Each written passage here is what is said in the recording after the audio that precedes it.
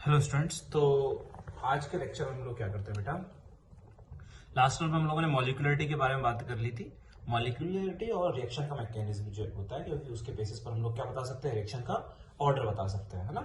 तो अगर रिएक्शन कितने स्टेप में हो रही है, कौन सा स्टेप स्लो है, कौन सा फास्ट है, कोई slow step is also known as RDS, that is rate determining step. ये हम लोग कराते हैं, ठीक है। उसके बाद बेटा हम लोग क्या किए थे कि मॉलिक्यूलरिटी क्या होती है, बहुत थ्योरेटिकल कॉन्सेप्ट होता है, वो तो मैं आता ही क्या करा था मैंने, बस वो बोर्ड के लिए इंपॉर्टेंट है और स्टेटमेंट में भी जेई मेंस में भी पूछ सकता है, क्योंकि वो थ्योरेटिकल है पूरा, है ना। सिलेक्ट द करेक्ट ऑप्शन में कोई मॉलिक्यूलरिटी के बारे में लिख देगा, बोल देगा कि my molecularity can be zero, तो ये स्टेटमेंट करेक्ट है, इनकरेक्ट है, इनकरेक्ट है। मॉलिक्यूलरिटी जीरो नहीं हो सकती। Molecularity is always a natural number, 1 2 3 4 5 whole number सिर्फ नेचुरल नंबर होगा, फ्रैक्शन में भी नहीं होगा जैसे ऑर्डर हुआ करता है, ठीक है बेटा।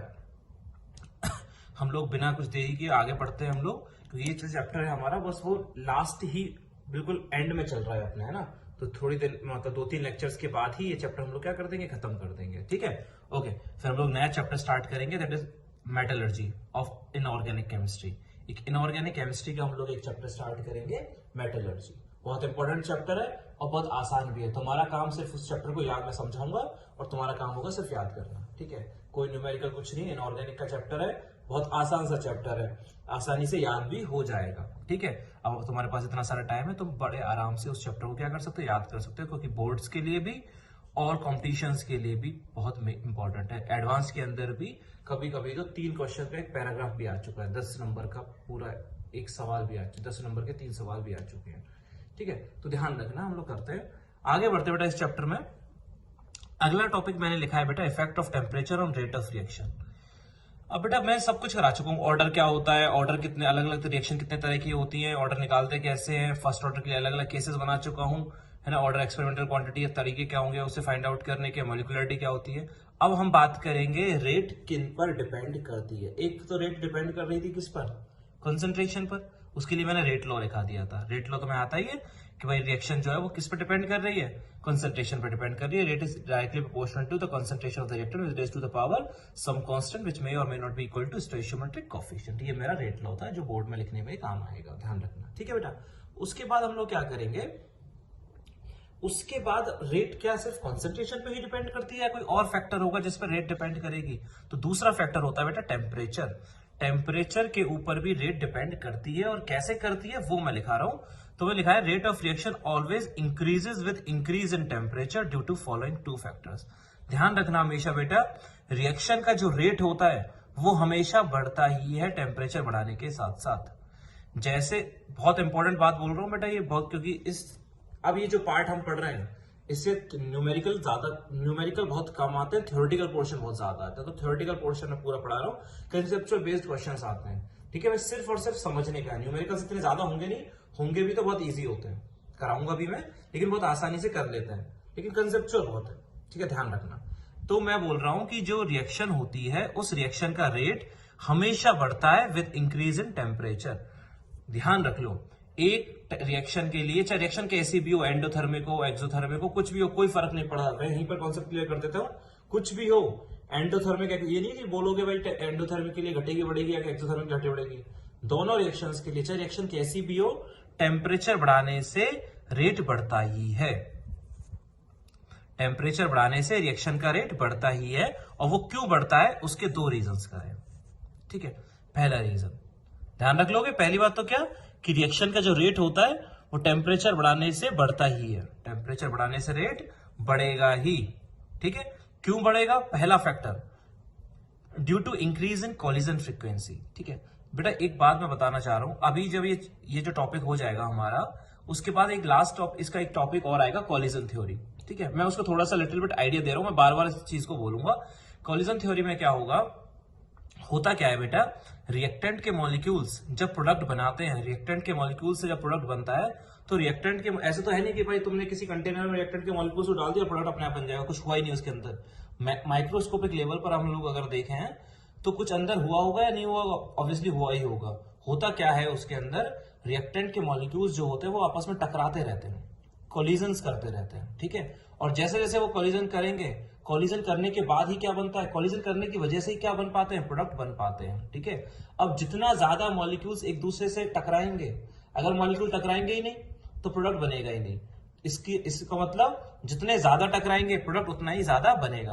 अब मैंने 11th क्लास के अंदर एक चैप्टर पढ़ाया हुआ गैसेस स्टेट, वहां पर पढ़ाई होगी कोलिजन फ्रीक्वेंसी। कोलिजन फ्रीक्वेंसी का मतलब क्या है? Number of collisions per unit time. ठीक, तो मैं पहला फैक्टर लिखा रहा हूं, टेम्परेचर बढ़ाने से होता क्या है बेटा? कोलिजन फ्रीक्वेंसी बढ़ जाती है। टेम्परेचर बढ़ाने से कोलिजन फ्रीक्वेंसी बढ़ जाती है। कैसे बढ़ जाती है? मैंने एक फॉर्मूला वहां पर लिखा होगा, Z1 equal to √2 pi sigma square into U average into N star. N star is number of molecules per unit volume. N star is number of molecules per unit volume. ठीक है, you average क्या था? Average speed. क्या formula था? √8/पाई RT by M। अब बताओ, T बड़ा, temperature बढ़ाओगे तो यू एवरेज क्या होगा? बढ़ेगा। यू एवरेज बढ़ेगा तो Z1 क्या होगा? बढ़ेगा। इसका मतलब क्या हुआ? ये Z1 क्या याद है ना? Collision frequency. इसका मतलब जैसे जैसे टेम्परेचर बढ़ाओगे कोलिजन फ्रीक्वेंसी क्या होती है? बढ़ती है। टेम्परेचर बढ़ाने से यू एवरेज बढ़ता है, यू एवरेज बढ़ाने से Z1 बढ़ता है। ठीक है, मतलब कोलिजन फ्रीक्वेंसी बढ़ जाएगी। मतलब एक सेकंड में पहले जितने कोलिजन हो रहे थे, अब एक सेकंड में उससे ज्यादा कोलिजन होंगे टेम्परेचर बढ़ाने पर। जैसे जैसे तुम टेम्परेचर बढ़ाते जाओगे तो एक सेकंड में पहले जितने कोलिजन हो रहे थे उससे ज्यादा होंगे, और जितने ज्यादा मॉलिक्यूल्स एक दूसरे से टकराएंगे प्रोडक्ट उतना ही ज्यादा क्या होगा? एक सेकंड में जितने ज्यादा मॉलिक्यूल्स टकराएंगे तो एक सेकंड में उतना ही ज्यादा क्या बन पाएगा? प्रोडक्ट बनाएगा। और एक सेकंड में जितना ज्यादा प्रोडक्ट बनेगा रिएक्शन का रेट क्या होगा? उतना ही ज्यादा हो जाएगा। सिंपल सी बात है। तो ध्यान रख लेना कि टेम्परेचर बढ़ाने से, ये तो मैंने फॉर्मूला लिखा दिया, कोई अभी काम नहीं आने वाला है। तुमसे बस यही पूछ सकता है कोई, कोलिजन फ्रीक्वेंसी मतलब टेम्परेचर बढ़ाने से रेट क्यों बढ़ता है? तो पहला फैक्टर मैंने बता दिया, टेम्परेचर बढ़ाने से क्या बढ़ जाती है? कोलिजन फ्रीक्वेंसी बढ़ जाती है। क्यों बढ़ जाती है वो भी हम लोग देख लिए। कोलिजन फ्रीक्वेंसी क्यों बढ़ती है वो भी हमने चेक कर लिया। ठीक है, फॉर्मूले से चेक कर, मैथमेटिकली बात कर सकते हैं। तो टेम्परेचर बढ़ाओगे कोलिजन फ्रीक्वेंसी बढ़ेगी। कोलिजन फ्रीक्वेंसी के बढ़ने का मतलब है एक सेकंड में हम ज्यादा मॉलिक्यूल टकराएंगे, और ज्यादा मॉलिक्यूल्स टकराएंगे तो ज्यादा प्रोडक्ट बनेगा। ज्यादा प्रोडक्ट बनेगा तो रेट ज्यादा होगा, इसलिए रेट बढ़ती है। दूसरा क्या है? दूसरा फैक्टर है due to increase in number of activated molecules. Temperature बढ़ाने से एक्टिवेटेड मॉलिक्यूल्स की संख्या बढ़ जाती है। टेम्परेचर बढ़ाने से एक्टिवेटेड मॉलिक्यूल्स की संख्या बढ़ जाती है। अब बेटा ये क्या नई चीज आ गई? Activated molecules.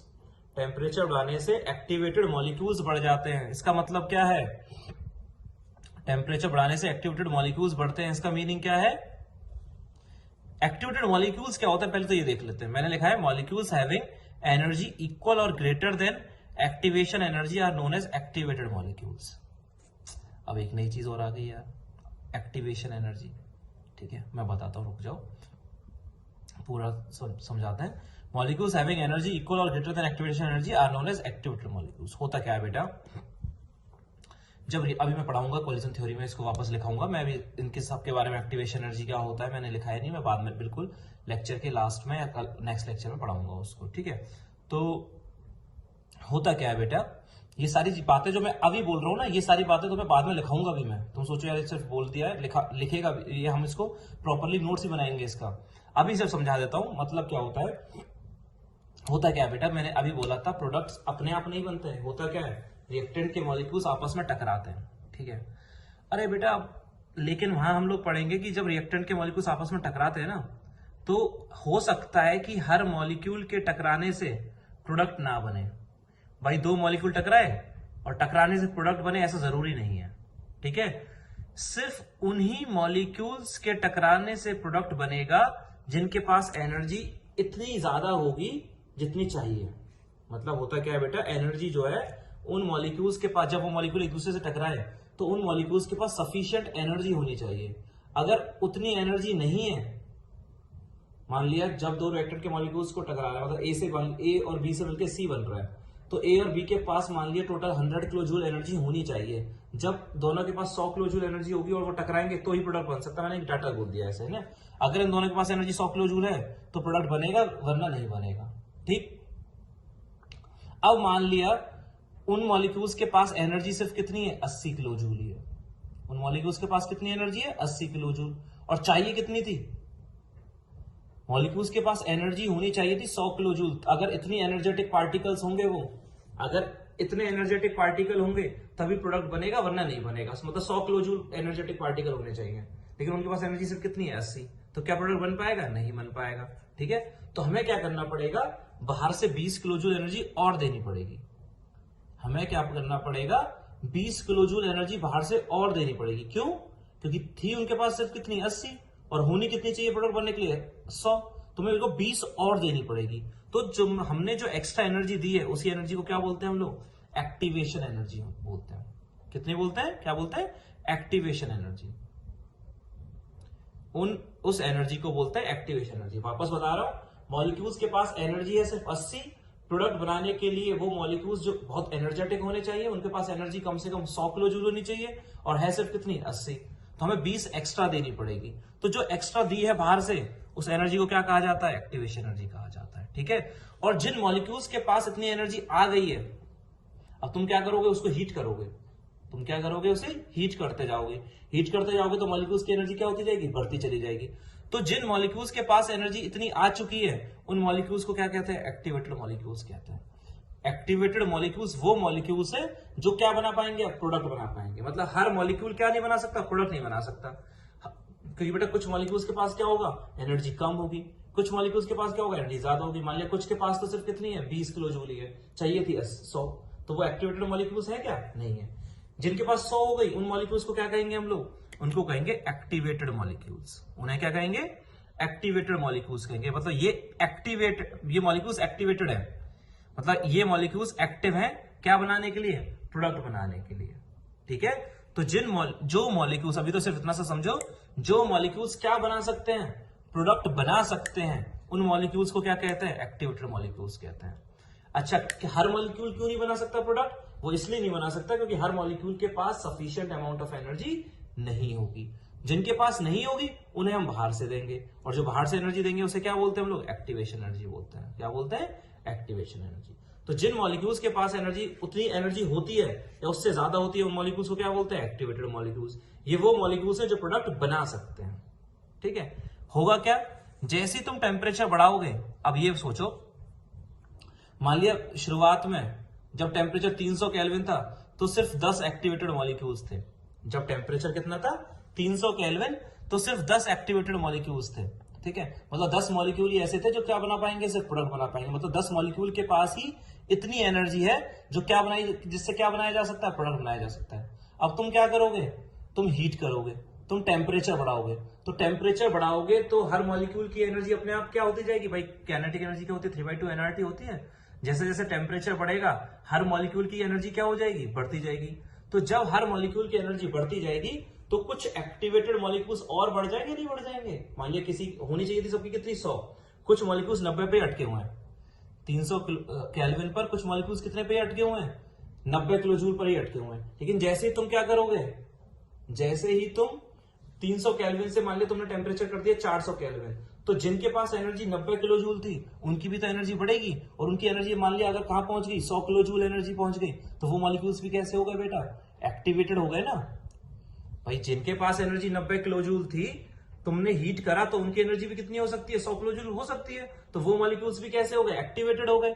वो मॉलिक्यूल्स एक्टिवेटेड हो गए, इसका मतलब क्या हुआ कि वो मॉलिक्यूल भी अब क्या बना सकते हैं? प्रोडक्ट बना सकते हैं। तो नंबर ऑफ मॉलिक्यूल्स जो प्रोडक्ट बना सकते हैं उनकी संख्या बढ़ गई, नहीं बढ़ गई? बढ़ गई। और जितने ज्यादा मॉलिक्यूल्स होंगे जो प्रोडक्ट बना सकते हैं, प्रोडक्ट भी उतना ही ज्यादा बनेगा, और प्रोडक्ट जितना ज्यादा बनेगा रेट उतना ही ज्यादा होगा। इसीलिए टेम्परेचर बढ़ाने से एक्टिवेटेड मॉलिक्यूल्स बढ़ते हैं, इसलिए रिएक्शन का रेट भी क्या होता है? बढ़ता जाता है। ठीक है, बहुत दो सिंपल से पॉइंट्स थे। टेम्परेचर बढ़ाने पर एक बात तो तुम ये याद रख लो, ये तुम्हें सबसे याद होनी चाहिए, जैसे जैसे टेम्परेचर बढ़ता है रिएक्शन का रेट बढ़ता है। The reaction can be exothermic और an endothermic. For both the reactions rate will increase with increase in temperature due to two factors, and these two factors are, first one, on increasing temperature collision frequency increases. Collision frequency increases, it means कि when we increase the temperature number of molecules colliding will increase. मतलब जैसे जैसे temperature तुम बढ़ाओगे तो जो molecules collide कर रहे थे उनकी संख्या बढ़ती जाएगी, और उनकी संख्या बढ़ती जाएगी तो प्रोडक्ट ज्यादा बनेगा, प्रोडक्ट ज्यादा बनेगा तो रेट ज्यादा होगा। दूसरी बात, टेम्परेचर बढ़ाने से एक्टिवेटेड मॉलिक्यूल्स ज्यादा हो जाते हैं। एक्टिवेटेड मॉलिक्यूल्स ज्यादा हो जाते हैं मतलब ऐसे मॉलिक्यूल्स ज्यादा हो जाते हैं जिनके पास एनर्जी सफिशिएंट होती है। उन मॉलिक्यूल्स को क्या कहते हैं? Activated molecules. ऐसे मॉलिक्यूल्स जिनके पास एनर्जी क्या है? सफिशिएंट है। ऐसे मॉलिक्यूल्स जिनके पास एनर्जी सफिशिएंट है क्या बनाने के लिए? प्रोडक्ट बनाने के लिए, उन्हें एक्टिवेटेड मॉलिक्यूल्स कहते हैं। तो जैसे जैसे टेम्परेचर बढ़ाओगे तो उनकी संख्या भी बढ़ती जाएगी, क्योंकि जिनके पास एनर्जी पहले नहीं थी उसके बराबर जितनी होनी चाहिए उनकी एनर्जी भी बढ़ जाएगी, वो वहां पहुंच सकती है जितनी होनी चाहिए। ठीक है, तो ऐसे मॉलिक्यूल्स की संख्या बढ़ेगी टेम्परेचर बढ़ाने पर, तो रेट भी क्या होगा बेटा, बढ़ेगा। ठीक है, आगे बढ़ते हैं हम लोग। अगला पॉइंट क्या है बेटा, अगला टॉपिक हम लोग पढ़ रहे हैं टेम्परेचर कॉफिशिएंट। क्या पढ़ रहे हैं, टेम्परेचर कॉफिशिएंट। ठीक है, अब ये क्या होता है, टेम्परेचर कॉफिशिएंट एक रेशियो होता है, किसका, रेट का। मान लिया तुमने निकाला 25 डिग्री पर रेट। ठीक है, मैंने क्या बोला था, टेम्परेचर बढ़ाने पर रेट क्या होता जाता है, बढ़ता जाता है। टेम्परेचर बढ़ता जाएगा, रेट भी क्या होता जाएगा, बढ़ता जाएगा।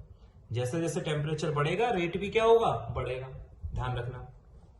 ठीक है, चाहे रिएक्शन एंडोथर्मिक हो चाहे एक्सोथर्मिक हो। तो बेटा मान लिया तुमने 30 डिग्री पर रिएक्शन का रेट निकाल दिया है ना, और तुमने 10 डिग्री और बढ़ाया, मतलब 40 डिग्री पर भी रेट निकाला। तुमने 30 डिग्री पर रेट निकाला और तुमने 40 डिग्री पर रेट निकाला। ऑब्वियसली तुम्हें पता है 40 डिग्री पर रेट क्या आएगा, ज्यादा आएगा। तो 40 डिग्री का रेट डिवाइड बाय 30 डिग्री का रेट, जब रेशियो निकालेंगे उसी को क्या बोलेंगे हम लोग, टेम्परेचर कॉफिशिएंट बोलेंगे। उसी को हम लोग क्या बोलते हैं बेटा, टेम्परेचर कॉफिशिएंट बोलते हैं। मतलब T डिग्री पर रेट और 10 डिग्री बढ़ा दो, 10 डिग्री ज्यादा पर रेट, इन दोनों के रेशियो को क्या कहा जाता है, टेम्परेचर कॉफिशिएंट। 10-10 डिग्री का डिफरेंस होना चाहिए, ध्यान रखना। ठीक है, तो 10 डिग्री मतलब rate at temperature T+10 divide by rate at temperature T degree, मतलब T डिग्री पर रेट और उससे 10 डिग्री और बढ़ा दो उस पर रेट, इन दोनों के रेशियो को क्या कहते हैं हम लोग, टेम्परेचर कॉफिशिएंट कहते हैं। जैसे मान लिया तुमने रेट निकाल लिया 100 डिग्री पर और तुमने निकाल लिया रेट 110 डिग्री पर, तो 110 डिग्री पर रिएक्शन का रेट डिवाइड बाय 100 डिग्री पर रिएक्शन का रेट, इसी को क्या कहते हैं, टेम्परेचर कॉफिशिएंट। मान लिया तुमने रेट निकाल लिया 300 केल्विन पर और तुमने रेट निकाला 310 केल्विन पर, तो 310 केल्विन पर रिएक्शन का रेट डिवाइड बाय 300 केल्विन पर रिएक्शन का रेट, इसी को क्या बोलते हैं हम लोग, टेम्परेचर कॉफिशिएंट बोलते हैं। ठीक है, so it is the ratio of rate, it is the ratio of rate at temperature T+10 degree Celsius to the rate at a temperature T degree Celsius। याद रखोगे। ठीक है बेटा, रेट किस पे डिपेंड करती है, कॉन्सेंट्रेशन पे भी करती है ना। रेट बराबर क्या था, K इंटू कॉन्सेंट्रेशन, की पावर में ऑर्डर आ जाता है।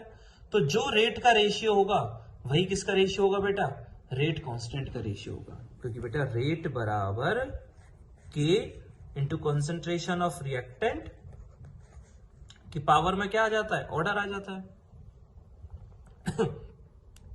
Sorry, rate is equal to क्या आता है, K into concentration of reactant, power में क्या आता है बेटा, ऑर्डर आता है ना।